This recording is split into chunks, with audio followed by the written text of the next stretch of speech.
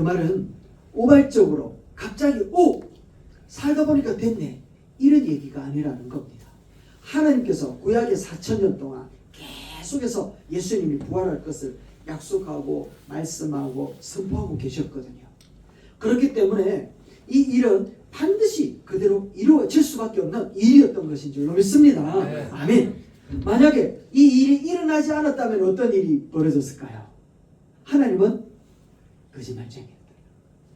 하나님은 거짓말쟁이일 수밖에 없단 말이죠. 뿐만 아니라 예수님도 평소에 제자들을 향하여서 예수님이 부활할 것이라는 사실을 3번 이상이나 말씀하셨다는 겁니다.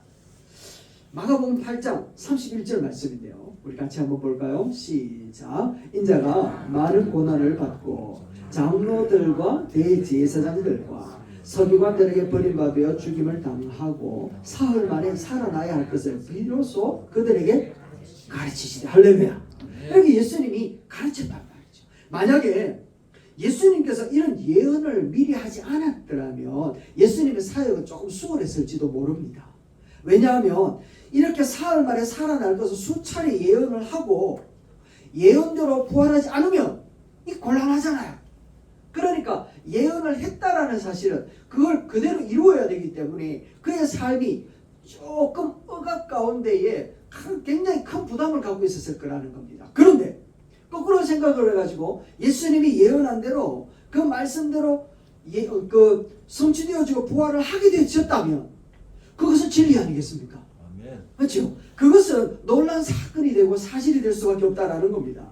만약에 부활하지 않았다면 예수님도 한낱 사기만 치다가 간 어떤 한 젊은이일 수밖에 없었다라는 것이죠. 그런데 놀랍게도 예수님은 죽은 후에 사흘 만에 부활하셨다라는 겁니다. 그가 살아나지 않았더라면 기독교는 존재하지 않았겠죠. 뿐만 아니라 지구상에 예수 믿는다고 고백하는 사람들도 하나도 없었을 거라는 겁니다. 그렇지 않겠습니까? 거짓말쟁인데 그렇게 서서히 파란 그 로마 군인들과 종교 지도자들이 예수 그리스도를 죽였는데 만약에 당장 눈앞에서 죽음을 맞이했던 그 예수라는 자가 살아났는데 그가 죽었다가 살아났다 이런 거짓말을 했다면 그 당시에 들통나지 않았겠습니까? 그런데 이게 사실이고 거짓말이 아니니까 그렇게 많은 사람들이 예수의 이름 때문에 죽음을 불사하고 삶을 살아가더라는 겁니다. 뿐만 아니라 예루살렘 거리를 예수님이 살아나셨다 라고 외치는 제자들의 그 발걸음과 그 외침을 로마 지도자들이 말하지 마라, 선포하지 마라, 그만둬라 이야기를 할 수가 없을 정도로 유구무원으로 그들을 방치하고 있었다는 겁니다. 왜? 사실입니까? 그렇지 않겠습니까? 정치계도 바뀌어지고 예수 그리스도가 부활하지 않았더라면 오늘처럼 기독교가 세상을 바꿀 수도 없었을 거라는 겁니다. 정치가 바뀌고 경제가 바뀌고 문화가 바뀌고 예수 이름이 들어가는 곳곳마다 놀라운 생명의 역사들이 나타나더라는 거죠. 할렐루야. 네. 예수의 생명이 우리 가운데도 임하시면 우리도 변화될 줄로 믿습니다. 네. 어디를 가나 변화되어지는 이유는 무엇인가 하면 예수님의 부활 때문입니다. 예수님이 부활하셨기 때문에 참 기독교만이 구원의 종교일 수밖에 없죠. 여러분 구원이라는 게 뭡니까? 구원. 여러분들에게 구원은 뭡니까? 진짜 구원이 뭐냐? 그것은 우리가 죽음에서 건짐을 받는 게 구원 아니겠습니까? 죽음에서 살아나는 게 이게 구원이라는 겁니다. 우리 온 인류가 절대로 벗어날 수 없는 것이 한 가지가 있다면 그것은 바로 죽음이라는 겁니다. 그 죽음에서 우리가 벗어나는 것이 바로 구원이라는 것이죠. 그렇다면 이 죽음에서 우리를 벗어나게 하기 위해서 이 죽음을 이기고 살아난 분이 누구냐라는 거예요. 예수님밖에 없잖아요. 할렐루야. 네. 예수님만이 죽음을 이기고 살아나셨다라는 겁니다. 세상에는 60억 인구가 있는데 그 중에 3,000개나 되는 종교가 있답니다. 일본에는 여러 샤머니즘 이런 거 말고 그러니까 규범이 있고 삶을 믿고 헌신하는 종교 이렇게 얘기한단 말이죠. 그렇게 많은 종교들이 있으니까 왜 고집스럽게 기독교 너희들만 정말 참된 종교라고 이야기하느냐. 오만하다, 독선적이다, 고집스럽다, 독재다, 영적인 베타주의자다 라고 이야기하면서 막 욕을 하고 있다라는 겁니다. 그러니까 다 나름대로 다 신이 있고 구원이 있으니까 다 포용해주자 라고 이야기를 하면서 종교다원주의로 막 흘러가는 거예요. 여기에 속으면 안 되는 겁니다. 여러분, 이거는 인간을 다 기만하는 것인데요. 이 사실을 놓고 우리 가만히 생각을 한번 해보십시오. 죽음을 끝이라고 두고 있는 그 사람들을 바라보면서 나의 구원자라고 이야기할 수 있겠냐라는 거예요.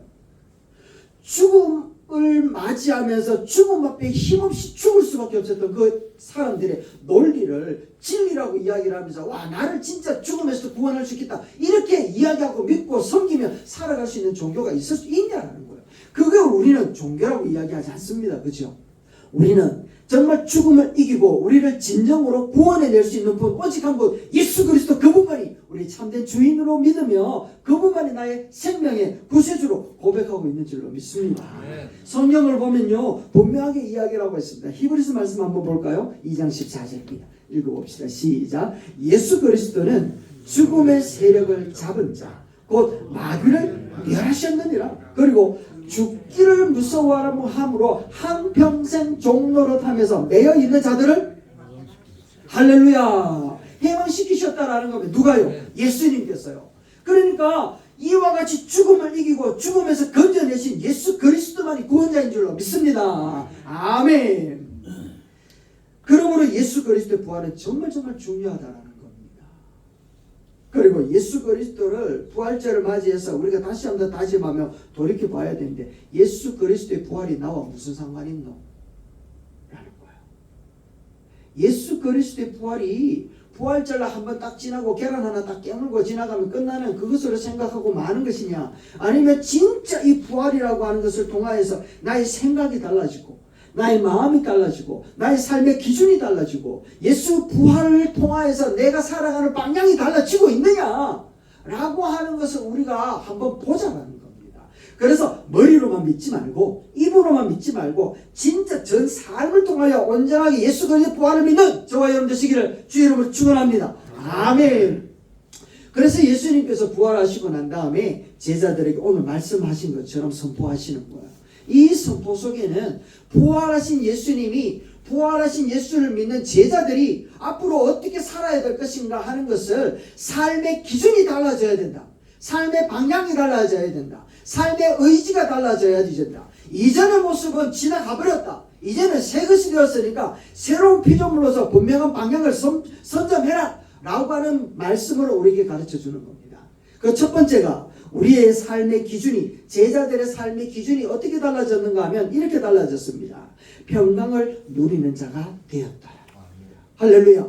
평강을 누리는 자가 되더라는 겁니다. 19절입니다. 같이 읽어봅시다. 시작. 이날 곧 안식구 첫날 저녁 때에 제자들이 유대인들을 두려워하여 모인 것의 문들을 닫았더니 예수께서 오사 가운데 서서 이르시되 너에게 평강이 있을지어다. 아멘. 할렐루야. 제자들은요, 예수님의 죽음 앞에 두려워서 떨고 있으면서 어떻게 하고 있는가? 문을 딱딱 닫고 있다는 겁니다. 왜냐하면 빛이 새나가면 안 되고 소리가 새나가면 안 된단 말이죠. 예수님이 죽으시면서 너희들이 성령이 임할 때까지 기도하고 기다리라고 얘기를 했거든요. 그래서 모여있는 그 무리들은요, 두려워 떨면서 주님의 말씀, 그것을 지키기 위해서 또 모였단 말이에요. 그런데 문제는 뭐예요? 두려워 떨고 있다. 두려워 떨고 있는 그들을 향하여 부활하신 예수님이 말씀하셨는데 뭐라고 이야기했는가 하면 너에게 평강이 있을지어다. 할렐루야. 네. 한번 외칩시다. 시작. 너에게 평강이 있을지어다. 아멘. 다시 한번요. 우리 나를 보고 나에게 평강이 있을지어다. 시작. 나에게 평강이 있을지어다. 할렐루야. 이 평강이 바로 전쟁 가운데서 전쟁의 승리를 얻고 누리는 그 평강. 샬롬. 샬롬. 이 평강이 너에게 있을지어다 라고 이야기를 하거든요. 이것이 무엇인가 하면 부활하신 예수 그리스도를 믿는 부활신앙을 가진 성도들이 앞으로 살아가는 삶의 모든 판단 기준이요, 하나님 나라의 새로운 질서라는 겁니다. 할렐루야. 이 평강을 소유하기를 주의 이름으로 축원합니다. 이 평강은 로마 총독이 주는 게 아니에요. 종교 지도자들이 줄 수 있는 것도 아니단 말이죠. 이 평강은 오직 한 분, 부활하신 예수 그리스도만이 줄 수 있는 것인 줄로 믿습니다. 아멘. 과거에 어떤 삶을 살았든지 상관없어요. 지금 내가 어떤 무거운 짐을 지고 있는지도 상관없단 말이에요. 내가 이전에 어떤 모습으로 어떤 믿음으로 살았는지 상관없어요. 지금 부활하신 주님의 평강이 우리의 삶을 다스릴 수 있기를 주의 이름으로 축원합니다. 아멘. 누가복음 24장 말씀입니다. 이 말씀인데요. 한번 읽어볼까요? 시작. 이 말을 할 때에 예수께서 친히 그 가운데 서서 가라사대 너에게 평강이 있을지어다 하시니 저희가 놀랍고 무서워하여 그 보는 것을 영으로 생각하는지라. 할렐루야. 아멘. 이게 뭐예요? 예수의 부활하심으로 너희가 평강이 있을지어다 이야기를 했는데 제자들의 반응은요, 귀신이다 이래 되는 거예요. 영이다란 말이 영어로 기억되는데 이게 영이 아니 성령이 아니 귀신이다 라고 얘기하는 거예요. 귀신이다. 놀랍고 무서워하면서 귀신이다 얘기하고 있단 말이죠. 엠마오 도상에서 예수님이 부활하신 다음 만나주시고 그 도상에 있었던 두 제자는 예수님을 믿는 제자들 무리 속에 와서 부활했다는 걸 얘기를 했거든요. 무덤가에 있었던 여인들도 부활하신 예수님의 말씀을 선포해 주셨거든요. 그리고 주님이 와가지고 평강이 있을지다 이야기를 했는데 도무지 안 믿어요. 도무지 안 믿으니까 그들 속에 뭐만 찾아왔다고요? 두렵고 떨림만 찾아온 거예요. 여러분 오늘날 우리 성지교회는 이런 일이 없기를 주의 이름으로 축원합니다. 주님의 평강이 부활하신 주님이 여기에 있고 부활하신 주님이 내 눈앞에 있고 그거를 믿으라 평강이 있을지라 이야기를 하는데도 불구하고 안 믿어요. 그러니까 두렵고 떨리는 거예요. 그러니까 세상을 향하여서 온갖 문을 걸어 잠근 채 속으로만 우리만 막 부엉부엉 외치고 있다라는 겁니다. 부엉부엉 보글보글 외치고 있자. 우리 안에만 우리들만 보글보글 외치고 있다라는 겁니다. 세상을 향하여서 믿는다는 이유 때문에 불이익을 당할까봐 아니면 손해볼까봐 어려운 일을 당할까봐 말씀대로 살지 못하고 문은 걸어 잠그고 우리 안에서 왕노릇하고만 있다라는 게 이게 될 법한 말이냐라는 겁니다. 그들에게 찾아와서 믿음으로 살지도 못하고 이러지도 못하고 저러지도 못하고 한심한 모습으로 몰락해가지고 가고 있는 그 제자들을 향하여 예수님께서 하시는 말씀이 너에게 평강이 있을지어다 라고 말씀합니다. 여러분에게 주의 평강이 있기를 주의 이름으로 축원합니다. 네. 아멘. 세상 권세 잡은 자들을 두려워하지 말라 이 말이거든요. 눈앞에 보이는 위협과 핍박 앞에 쫄지 마라 이런 말입니다. 걱정과 근심에 붙들려서 위축되고 낙심하지 말라 이런 말인 줄로 믿습니다. 아멘. 문 집사님이 뒤에 계시니까 아멘 하는 사람이 아무도 없네요. 아멘은 정신 번쩍 차리고 아멘 하셔야 됩니다. 할렐루야. 왜냐하면 예수님이 세상의 모든 권세를 이기고 부활하셨기 때문인 줄로 믿습니다. 아멘. 악한 마귀 권세를 굴복시켜버리셨던 예수님, 우리의 죄와 허물을 싹 다 해결하시고 위험에 쫄지 마라. 그리고 권세는 이미 힘을 잃었다. 어떤 권세 앞에서도 비굴하지 마라 라고 하는 말이 무엇인가 하면 너에게 나의 평강이 있을지어다 라고 하는 말씀이라는 겁니다. 우리를 위축시키는 여러 가지 일들이 너무너무 많이 있어요. 믿음으로 살고 기도하며 살고 담대하게 살아가고자 하지만 그러나 그 부활하신 예수 그리스도의 그 평강이 내게는 아무 소용이 없는 모습으로 살아갈 때가 많이 있다는 겁니다. 그래서 오늘날 우리 크리스찬들을 향하여 예수님이 오늘도 목이 터져라 외치고 배목사도 목이 터져라 외치는 그 메시지가 무엇인가 하면 너에게 평강이 좀 있을지어다 라고 얘기하시는 겁니다. 여러분 예수 그리스도의 그 부활하심이 나의 부활이신 줄로 믿습니다. 죄 가운데서 우리를 살려내셨던 예수 그리스도의 그 공로가 내게 고스란히 임하였는 줄로 믿으시기를 주의 이름으로 축원합니다. 아멘. 그래서 이 믿음이 철저해야 우리의 사고방식 속에서 구석구석 속에서 부활한 믿음이 영향을 미친다라는 겁니다.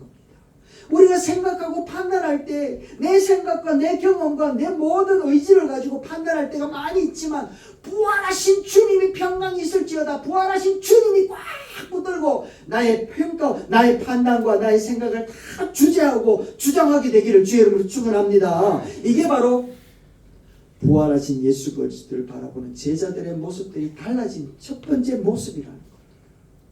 부활하신 예수 그리스도 그 평강이 그들을 주장하는 놀라운 역사들이 일어난 거예요. 미국의 학자 가운데에서 예수 그리스도의 부활을 변론하기로는 최고라고 이야기를 하는 하머바스라고 하는 박사님이 계셨습니다. 그런데 무신론자 가운데에 앤토니라고 하는 이 박사님도 이 예수가 부활한다니 이건 있을 수 없다라고 하면서 둘이 공개 토론이 붙었습니다. 그래서 사회과학자 5명을 모셔가지고 두 사람이 토론이 벌어졌을 때 주제가 예수님 부활했는 게 사실인가? 한번 합시다. 예수 부활 사실인가? 예수 부활 사실인가? 여기에 대해 가지고 토론이 붙었습니다. 이런 토론 가운데 청중들이 쫙 모여 있거든요. 토론 시작되었어요. 결과가 어떻게 됐을까요? 결과는 하모바스 박사님이 심사위원 5명 중에 4명이나 당신 말을 들어보니까 진짜 예수 부활했는 거 맞네. 청중들은요 박수를 막 치면서 그들이 고백하기를 야 내가 진짜 예수 부활하셨다는 거 믿겠습니다 라고 고백하는 사람들이 나오더라는 겁니다. 이 정도로 예수 부활에 대해 가지고 확실한 믿음과 선포라고 가르쳤던 박사님인데 그 박사님의 아내가 위암에 걸려버렸습니다. 그 당시에 위암이 걸려버렸으니까 손 쓸 수 있는 방법이 없었던 거예요. 그래서 병 가운데 완전히 그냥 노출되어가지고 서서히 죽음을 맞이할 수밖에 없었대요. 심지어 자녀는 4명, 나이도 30대 말. 정말 아무것도 할 수 있는 것이 없었고 진짜 그 가정은 지옥의 고통 속에 거느리게 되었다. 어느 날 2층에 누워서 신음하고 있는 아내의 소리를 들으면서 현관 앞에서 고뇌하면서 하나님 앞에 막 부르짖으면서 한탄한 기도를 하는 겁니다. 그런데 자기가 가르치던 학교의 학생들이 전화가 여러 명이 전화를 합니다. 자기들끼리 의논했는지는 모르겠는데 전화가 와가지고 똑같은 내용의 이야기를 하는데 뭐라고 이야기하는가 하면 교수님의 아내는 비록 죽음을 맞이하지만 예수님이 부활하셨다는 그 사실 때문에 부활이 기쁘지 않습니까? 라고 얘기하더래요. 부활이 기쁘지 않습니까? 라고 얘기하더래요. 우리는 다 부활 믿잖아요. 그런데 진짜 죽음 앞에 있는 사람들에게 부활이 기쁨이 되고 영광이 되고 은혜가 되고 이거하고는 차원이 다른 것 같아요. 그런 상황 가운데 있다 보니까 이 전화를 받았던 교수님이 정신이 번쩍 들더라는 겁니다. 왜냐하면 자기가 평생 예수의 부활을 가르친 사람이잖아요. 그런데 아내가 죽어가는 마당에 부활신앙이 아무 소용이 없더라는 겁니다. 그 느껴지는 그 고통을 빠져나올 수가 없었대요. 그런데 그 전화를 받기까지만 해도 왜 하필이면 내 아내입니까? 왜 내게 이런 일이 일어납니까? 왜 이런 병이 걸려야 합니까? 항의를 하면서 원망을 하면서 하나님 앞에 부르짖었대요. 그럴 때마다 하나님이 주시는 메시지는 똑같았다라는 겁니다.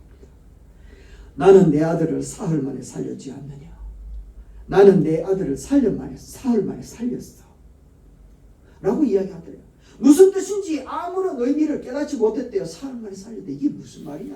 나는 지금 내 아내가 죽어가는데 이거 살렸으면 좋겠는데 하나님은 계속해서 내 아들을 사흘 만에 살리잖아요. 이 메시지 때문에 굉장히 힘들었대요. 그런데 똑같은 대답, 똑같은 학생들이 그런 내용들이 전화를 받고서 하나님의 대답이 무엇인지 그때서 깨달았더라는 겁니다. 아 이거구나. 하나님은 예수님을 사흘 만에 죽으면서 살렸다. 그렇다면 내 아내도 반드시 하나님이 살려낼 거다라는 겁니다. 비록 육신은 죽을지라도 주님이 부활하신 것처럼 때가 되면 반드시 내 아내도 살려낼 것이다. 그리고 나도 죽을 것이다. 그렇지만 나중에 나도 부활할 것이다. 그러므로 내가 왜 낙심하고 내가 왜 이렇게 깊은 고뇌에 헤매어야 하느냐 하는 것을 스스로 깨달았다는 겁니다. 할렐루야. 여러분 진짜 예수 그리스도의 부활을 믿느냐 안 믿느냐 이것은 진짜 죽음 앞에서 우리가 이야기하기에는 좀 차원이 다른 것 같아요. 그러나 예수 그리스도의 부활을 철저히 믿어야 하는 이유가 어디에 있는가 하면 바로 어떤 상황에서도 좌절하지 않을 수 있는 이유가 거기에 있기 때문인 줄 믿습니다. 아멘. 죽음 앞에서도 굴복하지 않겠다라는 겁니다. 왜? 부활하기 때문에. 어떤 상황에서도 부활하신 주님의 평강이 우리를 다스릴 수 있게 되기를 주의 이름으로 축원합니다. 아멘. 철저한 부활신앙, 이것이 바로 내 삶의 평가의 기준이 될 수 있어야 되는 겁니다. 이제 두 번째는 부활하신 주님이 날마다 동행한다라는 겁니다. 22절 말씀 한번 읽어볼까요? 시작. 이 말씀을 하시고 그들을 향하여 숨을 내쉬며 이르시되 성령을 받으라. 할렐루야. 성령의 인도하심에 삶의 기준을 두고 삶의 기준이 달라지는 제자들의 모습이라는 것을 얘기하는 겁니다. 두려워 떨고 있는 자들에게 찾아와서 예수님께서 하신 말씀이 무엇인가 하면 평강이 있을지어다 라는 것으로 끝나는 것이 아니라 숨을 훅 내쉬면서 성령 받으라 라고 얘기합니다. 여러분들은 예수님을 보신 적이 있습니까? 우리가 믿음이 좀 약해지고 의심이 생기고 두려움이 찾아오고 이럴 때 우리 주님이 딱 나타나가지고 도마에게 하시면서 야 못자국나 손 한 만지 봐라. 짜스 같죠? 옆구리 장자국나 한 만지고 손 한 넣어봐라. 좀 이렇게 이야기해주면 얼마나 좋겠습니까? 우리 부활하신 주님. 그런데 우리 부활하신 주님 한 번도 그렇게 안 나타나시잖아요. 한 번도 안 나타나요. 그런데 그렇게 안 나타나시는 게 얼마나 감사한 일인지 모릅니다. 왜냐하면 우리 주님은 영으로 계시잖아요. 그렇기 때문에 어디에나 계시고 어느 때나 나타나실 수 있는 분이 바로 예수님이라는 겁니다. 예수님은 죄가 있어요, 없어요? 죄가 없으신 분이잖아요. 그런데 죽음을 맞이했다. 죄가 없으면 죽지 않아도 되거든요. 그런데 죽었다라는 것은 죄 때문에 죽는 것이라는 겁니다. 만약에 예수님이 우리 때문에 스스로 죽음을 향하여서 걸어가지 않았다면 예수님은 죄가 없으셨기 때문에 안 죽고 지금도 살아계셨을지 몰라요. 하늘로 올라가시다가 내려오시다가 이러실지도 모르시겠지, 그죠? 자, 그런데 중요한 것은 그분이 영으로 계시고 영으로 함께 계시기 때문에 지금 제자들을 향해서 무엇을 주시는가 하면 성령을 받으라 라고 얘기하는 겁니다. 할렐루야. 여러분에게도 성령의 임재가 있기를 주의 이름으로 축원합니다. 아멘. 나는 주 안에 있고 주님은 내 안에 있는 이 놀라운 연합의 관계가 이루어졌다라는 것을 이야기합니다. 부활하신 주님이 멀리 계시는 분이 아니라는 거예요. 이제는 우리 안에 계시고 우리와 함께 계시고 두렵고 떨리고 힘들고 어려운 상황 속에서도 부활하신 주님은 우리와 함께 계신 줄로 믿습니다. 아멘. 함께 계신 주님이 오늘도 선포하시는 거예요. 예수 그리스도의 부활이 너의 부활이다. 평강이 있을지어다 라고 얘기합니다. 켄 가이오라고 하는 분이 쓴 아름다운 기도문이 있습니다. 이렇게 기도합니다. 한번 들어보세요. 부활하신 주님, 모든 것이 너무나 뿌옇게 보일 때, 당신조차도 뿌옇게 보일 때, 그리고 당신의 목소리가 이상하고 낯설게 들릴 때 제가 눈물을 씻고 당신이 제 곁에서 계신 것을 보게 해 주시옵소서. 제가 왜 우는지를 알고 싶어 하시고 제 상처가 무엇인지 알고 싶어 하시고 제 눈에서 눈물을 닦아주고 싶어 하신다는 것을 보게 해 주시옵소서. 부활의 주님 거기에 계심을 감사합니다. 그리고 결코 저를 떠나시거나 버리시지 않고 제 삶에 가장 어둡고 추울 때에도 함께 계심을 감사드립니다. 제 삶에 가장 어둡고 추운 때에도 저와 함께 계심을 감사합니다. 여러분, 부활하신 예수님은 지금도 우리와 함께 계시는 줄 믿습니다. 아멘. 두렵고 떨리고 위축되고 의기소침해 있는 그들을 향하여 그들이 가야 하고 감당해야 되는 그 모든 일들은 스스로는 할 수 있는 길이 아무것도 없었어요. 그래서 성령을 받아라 하시면서 성령을 주신 겁니다. 그리고 함께 하겠다는 약속 아니겠습니까? 성령의 능력이 아니고는 감당할 수 있는 것이 아무것도 없어요. 성령의 능력이 아니고는 갈 수 있는 것도 없고 만날 수 있는 사람도 없고 해결할 수 있는 일도 없다라는 겁니다. 내 힘으로 감당할 수 있는 게 있다 없다 하나도 없다라는 겁니다. 우리를 그래서 이리 가운데 양을 보내는 것처럼 가라지가 부러져 있는 이 땅에 우리를 보내는 것처럼 예수님은 참 안타까운 마음으로 우리를 보내시는 거예요. 그러면서 하시는 말씀이 성령을 받아야 된다라고 말씀하는 겁니다. 성령 충만이 여러분에게 있기를 주의 이름으로 축원합니다. 아멘. 그러나 성령의 능력이 우리 가운데에 함께 할 때면 무엇이든지 감당할 수 있는 놀라운 역사가 나타나요. 어떤 일이 나타나는가 하면 이런 일이 나타납니다. 23절입니다. 읽어볼까요? 시작. 너희가 누구의 죄든지 사하면 사하여 질 것이요 누구의 죄든지 그대로 두면 그대로 있으리라. 할렐루야. 여러분 가거든 죄를 막 사해 주세요. 예수 그리스도의 이름으로 내 모든 사해 주세요. 죄가 그대로 있다 그대로 없다. 여러분 죄사함은 누구에게 있는 겁니까? 죄사함의 권세는 누구에게 있습니까? 하나님께 계시잖아요. 하나님께. 죄사함의 권세는 오직 하나님께 있는 줄로 믿습니다. 유대인들이 예수님을 십자가에 못 박은 이유가 어디 있는가 하면 네가 어떻게 죄를 사하느냐. 죄사함은 하나님께 있는데 네가 뭔데 이래서 십자가에 못 박았거든요. 그런데 여기 뭐라고 이야기하는 겁니까? 누구 죄든지 사하면 사하여진대요. 할렐루야. 이 권세가 누구의 권세? 하나님의 권세. 하나님의 권세가 성령의 임재하임을 믿으며 성령을 받은 자들에게 있는 줄로 믿습니다. 아멘. 부활하신 예수 그리스도를 믿는다라는 사실은 이런 변화가 일어났다라는 겁니다. 그래서 부활하신 예수 그리스도를 믿음으로 받아들임으로 우리의 삶의 기준이 달라지고 우리의 삶의 방향이 달라지고 오직 예수 그리스도를 바라보는 우리의 시선이 달라지는 저와 여러분 되시기를 주의 이름으로 축원합니다. 아멘. 우리 함께 기도하시겠습니다. 기도하실 때에 오늘 이 하루도